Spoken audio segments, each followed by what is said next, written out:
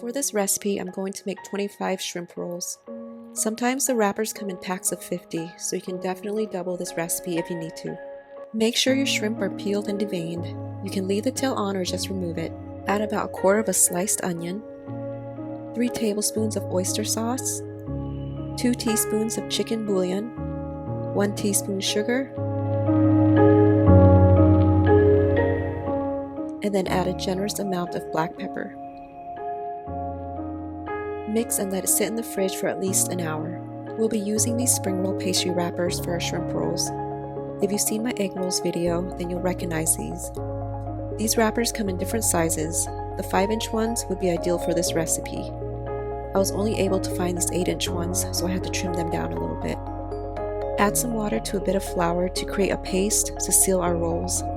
You can also beat an egg and use that instead.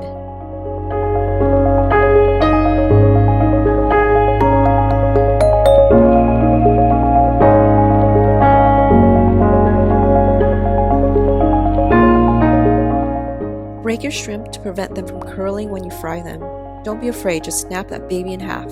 Then add a couple slices of onion and place your shrimp with the tail out over the edge of the wrapper.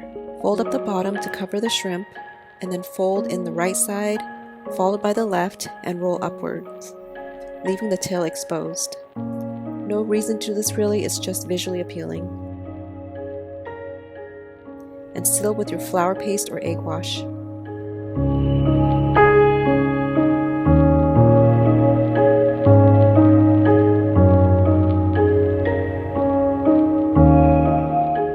You can make these in advance and freeze them.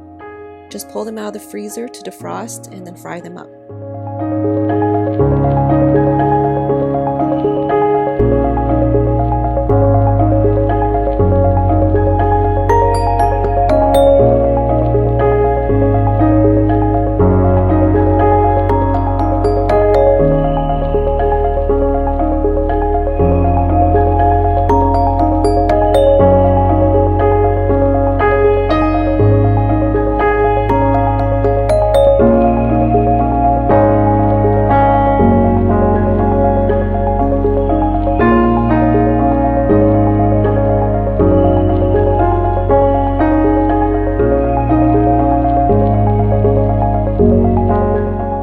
Fill your pot with about 1.5 inches of a neutral oil, such as vegetable or canola. Heat your oil up to 350 degrees Fahrenheit.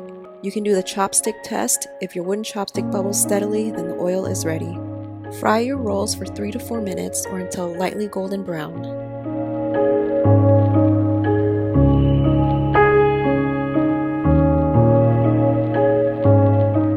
Then remove onto a tray lined with paper towels.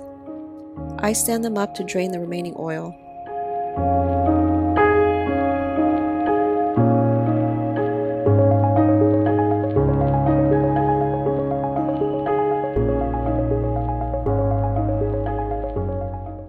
And that's it. You can serve it as is or with some sweet chili sauce.